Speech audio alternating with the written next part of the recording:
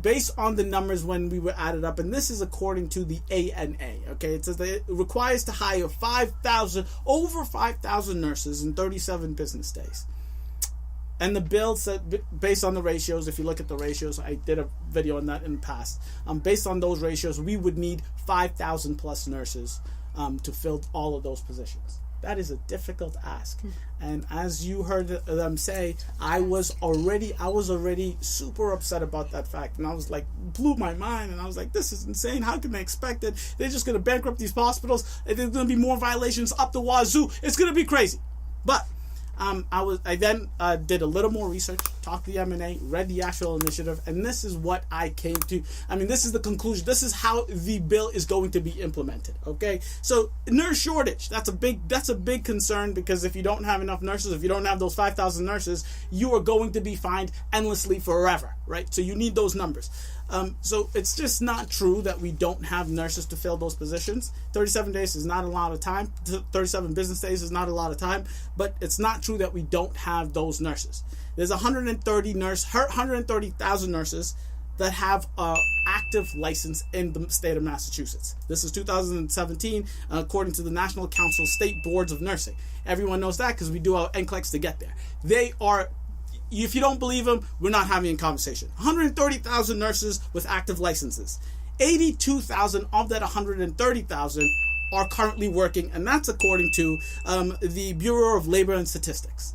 So that leaves, if you do that quick maths, 47,904 nurses that are currently have active licenses that are not employed. This is according to two organizations that have no way. They don't care if we get the bill. They don't care if we don't get the bill. It's just the numbers, and all they care about are the numbers. How many active licenses? How many are employed in Massachusetts? 130,000 active licenses, and 83,000 are employed.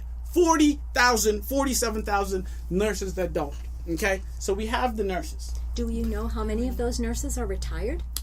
So that's a great question. Now we're about to bounce right. You have to think about. Hope girl is it's quick. Very nice to put numbers there, but yes. You have to think about the other factors of like retired nurses, yes. Also other nurses who choose not to practice but keep their license. Yes. And so, why are the jobs not taken? You know, I think you have the same kind of passion for nursing that Jen and I have. You know, you're not going to get that license out of my hand until absolutely not. You know, you're going to have to pull it out of my cold dead hand. I'm going to be retired until the day I die. Our license is I'm going to be active, and that's a good point. So many of those nurses are retired nurses. Yes. They have no interest. Working. Yes, and that's a number we don't know. We don't know how many are retired. We don't know how many of these nurses don't want to be nurses anymore but still have the license. That's the thing. We don't know how many of these nurses are self-employed and have no intention of going back in the hospital. Mm-hmm. We don't know how many nurses want to go into hospitals, right? And those are all factors that you have to add up. But that number, 47,000, if you need 5 and there's 47,000, let's not pretend that we won't be able to find these nurses if there is a mandate.